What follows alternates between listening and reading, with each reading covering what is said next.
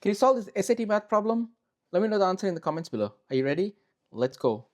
So when we try to solve a problem like this, so what we want to do is to recognize some patterns that are available here. So that we look at the givens. So what we see is the 0, O is the center of the circle, and line segments LM and MN are tangent. So whenever you hear the word tangent, that means they're at 90 degrees, okay, to this line that connects to the center of the circle. Also, it is said the circumference of the circle is given, so that's the entire circumference of the circle is given. We need to find what's the length of the minor arc.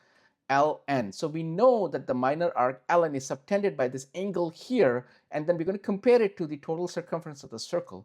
All right, so let's see how to actually solve the problem. All right, let's go.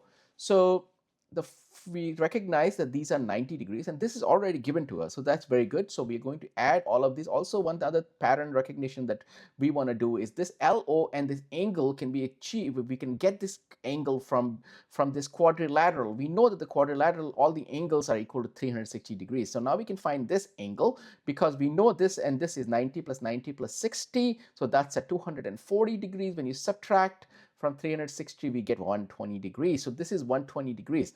Now we also know that the circumference is 96.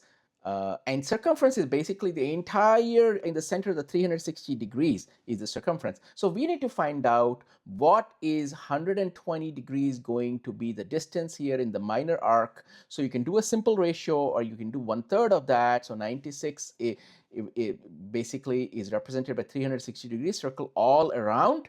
And then how much is 120? So you can do a ratio that we know is 1/3 of that. So you can do 96 divided by 3, or you can do your ratio where 360 divided by 120 is 96 divided by how much, and that will also achieve our final answer of 32, which is our length of the minor arc. Okay, so what we did here essentially, and from going, and so it's a great idea to see how to solve those problems by looking at some patterns that we can recognize. Okay, if you have any questions, please let me know in the comments below. I'll talk to you in the next video. Have a nice day. Bye.